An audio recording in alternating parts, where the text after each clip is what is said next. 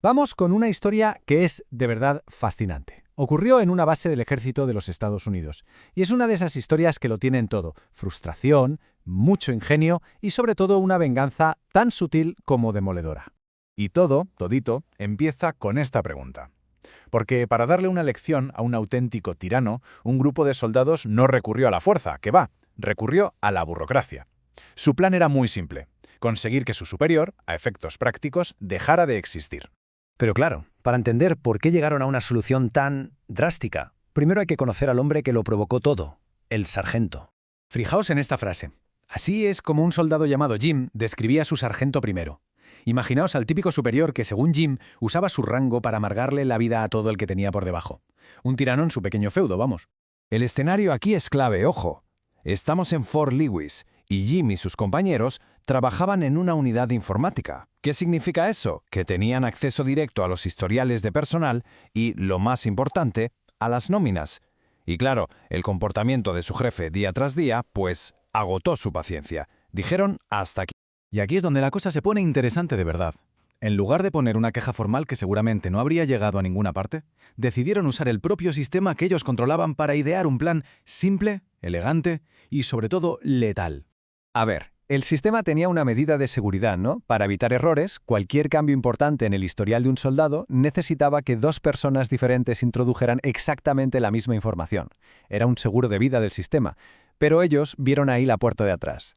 La sencillez del plan es lo que lo hace tan brillante. Lo único que necesitaban era que dos de ellos se pusieran de acuerdo. Uno metía un dato, el otro metía exactamente el mismo dato. Y listo, el sistema lo daba por bueno. ¿Y cuál fue ese dato? Pues eso, así de simple y de demoledor. Con dos entradas idénticas, declararon oficialmente al sargento como fallecido dentro del sistema informático del ejército. Un solo clic, un cambio silencioso que iba a desatar el caos.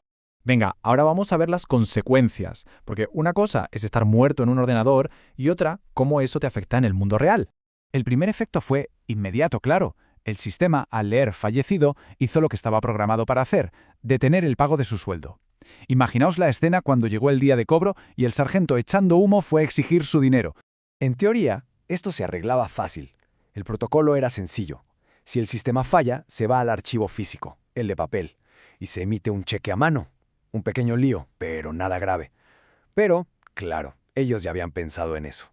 Porque para que la trampa fuese perfecta, no bastaba con matarlo digitalmente, también había que hacer desaparecer su rastro físico. Y la pregunta es, ¿qué pasó con su expediente? Esta fue la respuesta, cargada de ironía, que dio Jim cuando preguntaron. Obviamente, el archivo no aparecía por ningún lado. Se había extraviado. ¡Qué casualidad, eh! La segunda parte del plan estaba completa. Y con esto crearon la trampa burocrática perfecta. Es que no tenía escapatoria. A ver, digitalmente estaba muerto, así que nada de pago automático. Su archivo en papel no existía, así que nada de pago manual. Estaba en un callejón sin salida. No había un protocolo oficial para pagarle a alguien que, para el sistema, estaba criando malva.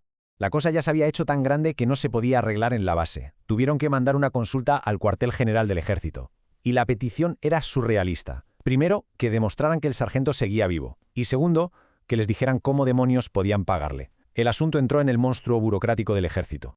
Bueno, y después de todo este lío, ¿en qué quedó la cosa? ¿Cuál fue el resultado final y, sobre todo, la moraleja de esta historia?